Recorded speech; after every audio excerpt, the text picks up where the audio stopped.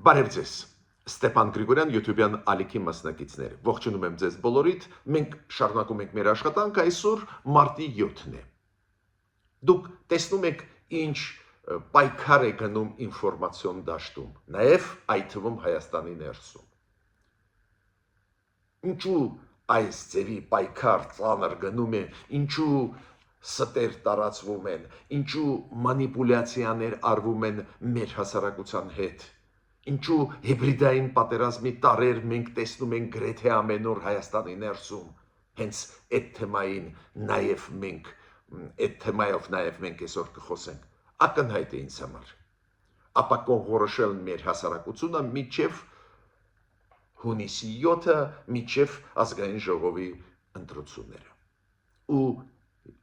Ստեփան Գրիգորյան YouTube-յան ալիքի նպատակներից կարևորագույն նպատակներից մեկը օբյեկտիվ ինֆորմացիան, բազմակողմանի ինֆորմացիան ձեզ տալ, որ եւ Սփյուռքայությունը, եւ Հայաստանի Հանրապետության քաղաքացիները ճիշտ որոշվեն։ Նաեւ ես շատ եմ խնդրում ձեզ բաժանորդագրվել, կիսվել, լայքել, որ մեր նյութերը ավելի էֆեկտիվ, ավելի ուժեղ տարածվեն հայության մեջ։ Անչափ կարևոր է դա այս ծանր պայքարի ժամանակ։ Հիմա այսօր պարզ է մենք կխոսենք ու ես ուզում եմ խոսել ոնց է ազդե այս պատերազմը մի կողմից Միացյալ Նահանգներ Իսրայել, մյուս կողմից Իրան, այս պատերազմը Հարավային Կովկասի վրա։ Կխոսեմ այն հարձակումների վրա, որոնք կատարվեցին Նախիջևանի դեմ, արձագանքը Ադրբեջանի, արձագանքը Հայաստանի,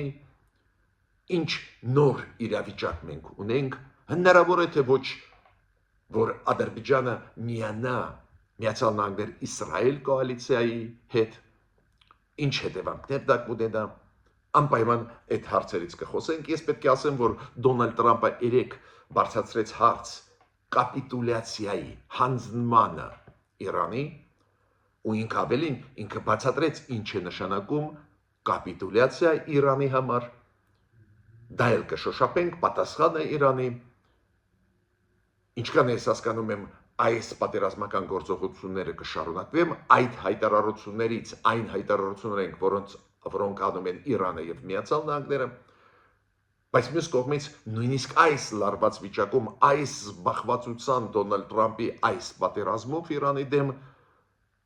Պետդեպարտամենտը հիշեց Հարավային Կովկասի մասին, Վրաստանի մասին, Հայաստանի մասին, Ադրբեջանի մասին, դա շատ կարևոր է մեր տարածաշրջանի համար, այս թեմաներից այսօր կխոսենք։ Պուտինը խոսեց Պեզիշկյանի հետ, Իրանի նախագահի հետ։ Ռուսաստանի նախագահան Պուտինը խոսեց։ Ապշեցուցիչ էր, ինչի մասին էին խոսում, ես կասեմ այսօր անհավատալի բան։ Ուրեմն, սկսում ենք մեր այսօրվա աշխատանքը։ Միացյալ Նահանգների Պետդեպարտամենտը, կոպիտ ասած արտաքին գործերի նախարարությունը Միացյալ Նահանգների հայտարարությունով հանդես եկավ Վրաստանին։ Այդ հայտարարությունում Միացյալ Նահանգները հույս են ներկայացնում, սպասելիք ունեն Միացյալ Նահանգներ Վրաստան, որ հարաբերությունները սկսեն զարգանալ։ Միացյալ Նահանգները ասում են, մենք ճանաչում ենք Վրաստանի տարածքային ամբողջականությունը, Վրաստանի սուվերենությունը ու հույսով ենք, որ կսկսենք ակտիվ աշխատել։ Ավելին, Պետդեպարտամենտը Միացյալ Նահանգների ասում է, որ Դոնալդ Տրամպը աջակցեց Հայաստանին ու Ադրբեջանին, ստեղ խաղաղության process է գնում Հարավային Կովկասում եւ Միացյալ Նահանգները հույսով են, որ Վրաստանը իր լուման այդ process-ի մեջ կներդնի։ Իրանք ասում են, մենք Վրաստանի կառավարության հետ կոնտակտի մեջ ենք, քննարկում ենք տարբեր հարցեր, հույսով ենք, որ քաղաքական մթնոլորտը Վրաստանում կփոխվի եւ մենք հույսով ենք, որ Վրաստանի կառավարությունը կանի քայլեր, որ մեր հարաբերությունները լավանան։ Անչափ կարևոր մեզ համար մեսիջ է։ Դուք կարող եք ասել, այս հայտարարությունը Պետդեպարտամենտի ուղղված էր Վրաստանի կառավարության, բայց ինձ հավատացեք, ոչ պակաս կարևոր է Հայաստանի ու Ադրբեջանի համար։ Դա նշանակում է, որ նույնիսկ այս ծանր վիճակում Այս մեծ պատերազմում լրջագույն հարցեր լուծում են Միացյալ Նահանգները, բայց չեն մոռացել Հարավային Կովկասը։ Անչափ դրական կարևոր ինֆորմացիա մեզ համար։ Դուք գիտեք, որ Ադրբեջանը բավական ցավոտ ընդունեց այն փաստը, որ երկու աթեզ Իրանից մտան Ադրբեջանի տարածք, մտան Նախիջևան, լուրջ վնաս հասցրեցին նաև այդ թվում Նախիջևանի միջազգային օդանավակայանում։ Ադրբեջանի արձագանքը շատ կոշտ էր, դուք գիտեք, Ադրբեջանը հիմա էվակուացնում է, դուրս է հանում իր դիվանագետներին Տեհրանից եւ հյուպատոսությունը Թավրիզից, լուրջ փակեց Ադրբեջանը սահմանը ցամաքային Իրանի հետ, երկաթգիծը չի աշխատում, բավական ցավոտ արձագանք, քաղաքական արձագանք տվեց Ադրբեջանը, քանի որ ընկալեց դա որպես իր սուվերենության դեմ քայլեր։ Իրանը ասում է, որ ինքը չի ռմբակոծել Նախիջևանը, բայց փաստը մնում է փաստ, լարված վիճակ է։ Մի շարք երկրներ, նաև այդ եվրոպական երկրներ, պարզ է հայտարարություններ արեցին, դատապարտեցին Իրանը, Հայաստանը արձագանքեց, մեր արտգործնախարարը Բայրամովի հետ, Ադրբեջանի արտգործնախարարի հետ ունեցել են հեռախոսազրույց, խոսել են նրա մասին, որ կայունությունը Հարավային Կովկասում շատ կարևոր է, ու Ադրբեջանը դա գնահատեց։ Ադրբեջանի արտաքին գործերի նախարարությունը արեց հայտարարություն X-ում, նախկին Twitter-ում, որտեղ որ դրված են դրոշերը այն պետությունների, որոնք մտահոգություն հայտնեցին այն փաստի հետ, որ Ադրբեջանի դեր եղավ ագրեսիվ ինչ-որ եղան քայլեր, ու Հայաստանը այս ցանկում կան, Հայաստանի դրոշը կար։ Հայաստանը բավական ճկուն, դուք տեսնում եք, արձագանքում է իրավիճակներին, մեր արտգործնախարարը Արադ Միրզոյանը եւ Ջեյխուն Բայրամովի հետ խոսած, հեռախոսազրույց ունեցավ պարոն Ֆիդանի հետ, Թուրքիայի արտգործնախարարի հետ, բոլոր առանց բացառությամբ Պարսից ծոցի երկրների արտգործնախարարների հետ ունեցավ հեռախոսազրույցներ, նու պարզ է նաև պարոն Արախչի հետ, Իրանի արտգործնախարարի հետ։ Տեսեք, Հայաստանը ցույց է տալիս, որ ինքը սուբյեկտ է, որ այն process-ները, որոնք գնում են Իրանի շուրջ, որոնք ուղղակիորեն շոշափում են Հարավային Կովկասի անվտանգությունը, անտարբեր մենք չենք, ուսումնասիրում ենք, Հայաստանը աջակցում է դուրս բերել արաբական երկրներից այն քաղաքացիներին Հայաստանի, որոնք այնտեղ կան, դա շատ կարևոր է, որ դու կաս, դու դիրքորոշում ցուցաբերում ես, ու տեսակ Ադրբեջանը արձագանքեց իր շնորհակալական նամակում, որ արձագանքեցին այն ռմբակոծությունների, որոնք կային Նախիջևանում, որ նաև Հայաստանը մտահոգություն հայտնեց։ Ես համարում եմ դա ճիշտ քայլ էր, բայց Ադրբեջանը, դուք գիտեք, բավական ցավոտ նոր ասեցի, ընկալեց այդ ռմբակոծությունները Իրանի կողմից, մինչդեռ Իրանը ասում է, որ ինքը չի արել, դա սադրանք է, բայց Ադրբեջանը ասում է, որ մենք համոզված ենք, որ դա նպատակաուղղված արված է Իրանի հետ, այլ հարցերի հետ կապված, չի բացում փակագծերը, բայց ասում է,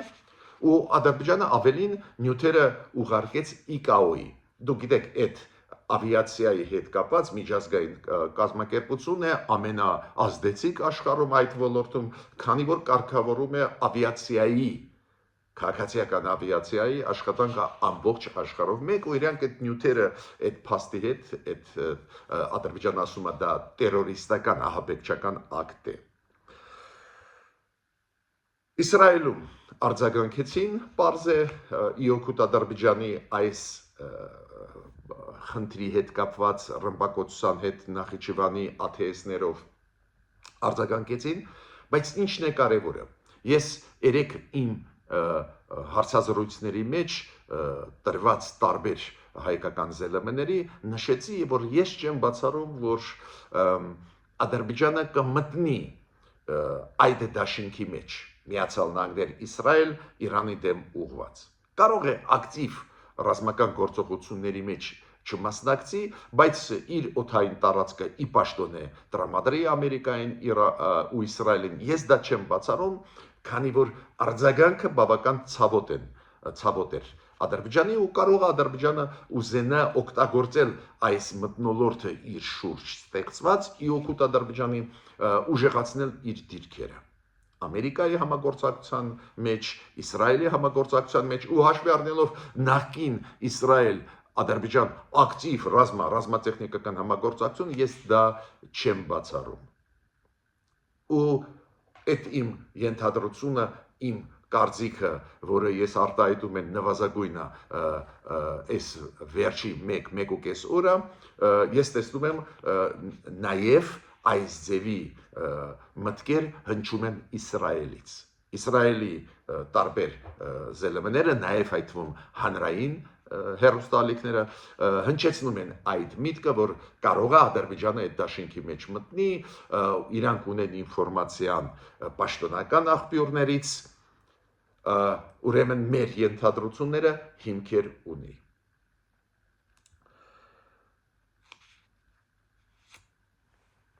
Զարգացումները լուրջ են գնում տարածաշրջանում, Միացյալ Նահանգները հիշում եք 2 օր առաջ հայտարարեցին, որ այս դաշինքը կարող է ընդլայնվել, եթե այն երկրները, ովքեր տուժած են Իրանի հակահարվածներից, օրինակ Պարսից ծոցի արաբական երկրները, Ադրբեջանը իրանք կարող են այդ դաշինքի մեջ մտնել, ուրեմն այս ձևի խմորումներ կարող են լինել։ Ես այս սցենարի մասին նաև ձեզ ուզում եմ ասել, դա ես չեմ բացառում։ Այս ֆոնի վրա շատ հետաքրքիր հեռախոսազրույց ունեցավ Վլադիմիր Պուտինը պարոն Պեզեշկյանի հետ, Իրանի նախագահի հետ։ Դուք գիտեք, Ռուսաստանը 2 օր առաջ ասեց, որ մենք նամակ չենք ստացել, ձեր են առնում, մենք նամակ չենք ստացել Իրանից, որ Իրանը ուզում է զենք զինամթերք մեզանից։ Պատկերացնում եք, Իրանը ծանրագույն վիճակում ռմբակոծվում է ու պարզվում է նամակ պետք է գրի։ Այդ շատ նման է, ինչ մեզ էին ասում, հիշում եք, ՀԱՊԿ-ը եւ Ռուսաստանը, որ Հայաստանը գրավոր նամակ չէ գրել, դրա համար մենք չաջակցեցինք Հայաստանին։ Նույն ձեր առնոցը Պուտինի Պեզեշկյանի նկատմամբ, բայց գլխավոր ձեր առնոցը ուրիշ է։ Ապշեցուցիչ էր ինձ համար, երբ որ ես իմացա, որ Պուտինը պահանջում էր պատասխան Պեզեշկյանից, այդ ոնց է Պեզեշկյանը ռմբակոծե Ադրբեջանի։ Այդ Նախիջևանի միջադեպերի մասին է խոսքը, երբ որ 2 աթես Իրանից մտան Նախիջևան, ռմբակոծեցին նաև այդում օդանավակայան։ Նու պարոն Պեզեշկյանը պարզ է բացատրում էր Իրանի վերսիան, Իրանի տարբերակը, որ իրանք չեն արել, իրանք չեն ռմբակոծել Նախիջևանը, այդպես նպատակ չունեին, իրանք կողմ են, որ Հարավային Կովկասում խաղաղություն լինի, բայց պատկերացնում եք Պուտինը զանգում է Պեզեշկյանին, Պեզեշկյանը հույսով է, որ Ռուսաստանը կարող է ինչ-որ բանով աջակցի այս ծանր վիճակում գտնվող Իրանին։ Պուտինը պահանջում է բացատրություն, այս ոնց է Իրանը նեղացրեց Ադրբեջանին։ Էս է Ռուսաստանը։ Ու իմ քաղաքացիներին Հայաստանի Հանրապետության, որոնք պետք է քվեարկեն հունիսի 7-ին, պետք է ձեզ ասեմ, չմոռանաք այս ձերի բաներ։ Չտակ ձայներ պրոռուսական ուժերին Հայաստանում։ Այն ուժերին, որոնք նորից ուզում են Ռուսաստանը ուժեղացնել Հայաստանի ներսում, այն Ռուսաստանին, որը Պուտինյան Ռուսաստանին, որը մեր շահերի դեմ է գործում, ցանկացած կոնտեքստում, ցանկացած իրավիճակում։ Ես հաճախ ձեզ ասում եմ, որ հիբրիդային պատերազմները տարբեր ձևերով են արտահայտվում, ոչ միայն ինֆորմացիոն պայքար, ստերի տարածում, ավելի կոշտ ձևերով հիբրիդային պատերազմը կարող է տարածվել։ Օրինակ, երեք միջադեպ էր, որը ինձ համար շատ ու շատ զարմանալի է։ Ինչ որ մարդ փորձեց հրկիզել մեր ԱԱԾ-ի շենքը ու դա կոչվում է կոկտեյլ մոլոտովը։ Այդ շշով բենզինը վառում են ու գցեց շենքի վրա մեր ԱԱԾ-ի, հրկիզել փորձեց, վառել փորձեց։ Բարձ է իրան ոստիկանությունը մեկուսացրեց, ձերբակալեց կամ կալանավորեց, բայց ինչ եմ ուզում ասել։ Այդ դասական օրինակն է հիբրիդային պատերազմի։ Եթե մարդը բողոքի ակցիա ուզում է անի, դժգոհ է, ոչ մի խնդիր չկա, կարող է նստել այնտեղ, պիկետ անցկացնել, բերել պաստար, իր կարծիքը ասել, ով իրան բան կասեր։ Բայց ինքը փորձեց ահաբեկչական ինչ-որ գործողություն ծավալել, ուժային գործողություն ծավալել, ու ես իշխանություններին ասում եմ, խնդրում եմ ձեզ, չնայեք այդ դեպքերի, որպես այդպես էլի ինչ-որ մի մարդ կարող է նույնիսկ հոգեկան խնդիրներ ունեցող այս ձևի ակցիա արեց։ Այս ձևի բան ես չեմ հիշում, որ արվեր մեր ուժային կառույցների դեմ։ Չեմ հիշում մեր այս անկախության տարիների ընթացքում։ Բողոքի ակցիաներ հիշում եմ, բայց այս ձևի, որ մոլոտովի կոկտեյլը գցեն, փորձեն վարել շենքը կամ դռները ԱԱԾ-ի չեմ հիշում։ Այդքի հենց հիմա, այդա կոչվում է հիբրիդային պատերազմի տարեր։ Ստեղծել մթնոլորտ, որ իբր բոլորը այդքան դժգոհ են, որ նույնիսկ այս ձևի ծայրահեղ քայլերի կարող են գնալ։ Ու այդ կոնտեքստով ես խորհուրդ եմ տալիս մեր իշխանություններին այդ դեպքերին նայել։ Դուք գիտեք, որ նորից կրակոցները հնչեցին այս անգամ Բագրամյան փողոտայում։ Դուք հիշում եք այդ մեծ կրակոցներ մեծ թվով մարդկանց միջև Աչափնյակում, հետո Երևանի կենտրոնում, հիմա Բագրամյանում ինչ որ կրակոցներ, դա էլ հիբրիդային պատերազմի տարեր են։ Վախի մթնոլորտ ստեղծել, ասել էսա չեն աշխատում։ Պնդում եմ, որ մեր պետությունը, մեր իշխանությունները պարտավոր են, այդ իրանց պարտականությունն է այս կոնտեքստով նայել, հիբրիդային պատերազմի կոնտեքստով, վախի մթնոլորտ ստեղծել ընտրություններից առաջ։ Այս կոնտեքստով անպայման պետք է դեպքերը ուսումնասիրել։ Ոչ թե որպես դե խուլիգանությունա հեսա կբռնեն, կդատեն, կնստացնեն։ Ոչ։ Ընտրություններին նվիրված են այդ հիբրիդային պատերազմի տարերը։ Հիմա Միացյալ Նահանգներ, Իրան։ Միացյալ Նահանգները երրորդ ավիակիր բերում են Պարսից ծոց Հորմուզի նեղուց։ Երրորդը։ Դա Ջերալդ Ֆորդ ավիակիրն է։ Այդ ինֆորմացիան այսօրվա առավոտվա ինֆորմացիան է։ Դա նշանակում է, որ Միացյալ Նահանգները շտապեցնում են լուծումը Իրանի հետ հարցի։ Ուզում են ստիպել Իրանին գնալ զիջումների, Դոնալդ Թրամփը ասում է Իրանը պետք է գնա կապիտուլյացիայի ու բացում է փակագծերը, ինքը իր ադմինիստրացիայի պրես քարտուղարը իրանք բացում են, իրանք ասում են դա նշանակում է, որ իշխանությունը պետք է փոխվի, ռեժիմը Իրանում պետք է փոխվի։ Կապիտուլյացիան դա է իրանք նկատի ունենում։ Ու քանի որ բավական բարդ են գնում զարգացումները, Իրանը պատասխանում է ամերիկյան բազաների վրա, հարվածում է, որոնք գտնվում են Պարսից ծոցում, ավտոմատ դա նշանակում է, որ Պարսից ծոցի երկրները ընկնում են ճգնաժամերի մեջ, Սաուդյան Արաբիան, Քուվեյթը, Բախրեյնը, նավթի խնդիր առաջանում է, դուք գիտեք, լցանավերը, տանկերները չեն կարող նեղուցից դուրս գալ այս Հորմուզի, ուրեմն խցանում տանկերների նավթը աշխարհ չի կարող դուրս գալ, ուրեմն գները նավթի բարձրանում են, ճգնաժամը նաև էներգակիրների հետ կապված մեծանում է, պարզ է, որ լրջանում է վիճակը ու ամերիկացիք իմ կարծիքով ուղարկեցին դեպի Պարսից ծոց երրորդ ավիակիրը, որ ավելի մեծ ծավալով ռազմական գործողություններ Իրանի դեմ անցկացնեն ու ավարտեն այս պատմությունը։ Բայց նույնիսկ ամերիկացիք ընդունում են, որ այս խնդիրը, որը մի շաբաթ տևում է, կարող է երկարացվել մինչև 4-8 ամիս։ Կներեք, 4-8 շաբաթ։ 1-2 ամիս։ Պարզ է, դա բերում է ապակայունացման տարածաշրջանի, էլ ավելի կխորացնի ճգնաժամը, ցավով այս ձևի զարգացումները գնում են։ Այսօրվա առավոտվա հայտարարությունները Իրանի կողմից ցույց է տալիս, որ կարծես թե Իրանը հակված չի հանձնվելու, կապիտուլյացիայի գնալու, գլխավոր շտաբը բանակի Իրանի հայտարարեց, որ ամերիկացիք իրանց հնարավորությունները սպառնում են, այդ ինչ որ իրանք պետք է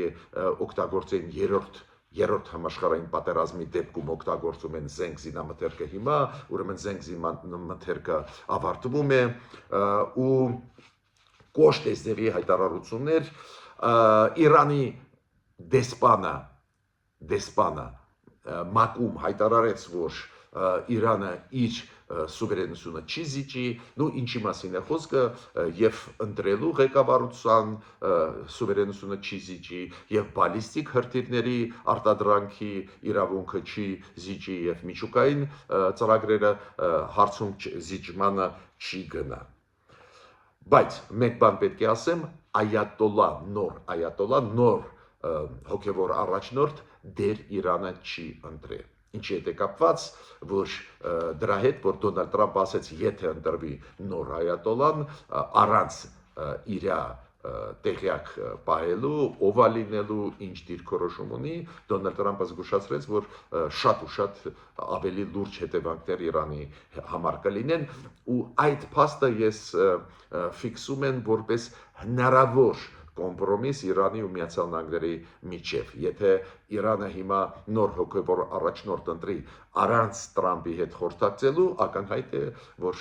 այդ էսկալացիան կշարունակվի, բայց Իրանը դեռ դա չի անում, ուրեմն ինչ որ շանսեր կան բանակցելու, վերադառնալու, բայց Միացյալ Նահանգները ասում են ոչ մի բանակցություններ, Իրանը պետք է կապիտուլյացիայի ենթարկվի։ Այսօրվա առավոտյան այդ հայտարարությունները Իրանի Միացյալ Նահանգների կողմից ցույց են տալիս, որ էսկալացիան դեռ կշարունակվի։ Բայց նորից կրկնում եմ, ճգնաժամը նաև նավթի հետ կապված, նավթի արտահանման հետ կապված լրջագույն է։ Սաուդյան Արաբիան հիմա հայտարարեց, որ պատրաստ է Իրանի հետ զրուցել, քննարկել, քանի որ բոլոր Պարսից ծոցի պետությունները Սաուդյան Արաբիայից սկսած Բախրեյնով, Կաթարով, Էմիրատներով լրջագույն կորուստներ են հիմա ունենում այս պատերազմի պատճառով, ոչ միայն այն պատճառով, որ Իրանը հակահարվածներ տալիս է այն ռազմաբազաների ամերիկյան, որոնք այդ երկրներում գտնվում են, բացի դրանից հարվածներ հասցվում են նավթամշակման գործարանների վրա, նաև Հորմուզի նեղուցը փակված է, ուրեմն բոլորը լուրջ կորուստներ են ունենում։ Լուրջ է վիճակը, նայեմ ուր է զարգացումները գնալու, ես հույսով եմ, որ ի վերջո կողմերը կհասնեն ինչ որ կոմպրոմիսի, բայց պարզ է, ամերիկացիք եթե սկսեցին այս ձևի մեծ ռազմական գործողություններ հակված չեն կոմպրոմիսների ու նոր ասեցի, որ Տրամպը հակված է հենց կապիտուլյացիայի Իրանի ու պայմանը դնում է, դա նշանակում է, որ ռեժիմը պետք է փոխվի, բայց ցանկացած շարունակում այս կոնֆլիկտի մեկ շաբաթ անց ամերիկացիք ասում են, որ 4-ից 8 շաբաթ էլի պետք է, դա ավտոմատ նշանակում է ապակայնացում Իրանի շուրջ ու դա վտանգ է նաև հարավային Կովկասի համար։ Հիմա ՄԱԿ-ի դերը գրեթե 0 է, ՄԱԿ-ը անզոր է ոչ մի բան անել, բայց այնուամենայնիվ ՄԱԿ-ի գլխավոր քարտուղարը կոչ արեց խաղաղությանը գնալ, բանակցությունների գնալ։ Ես ավարտեցի իմ այսօրվա ելույթը, մինչ նոր հանդիպումներ։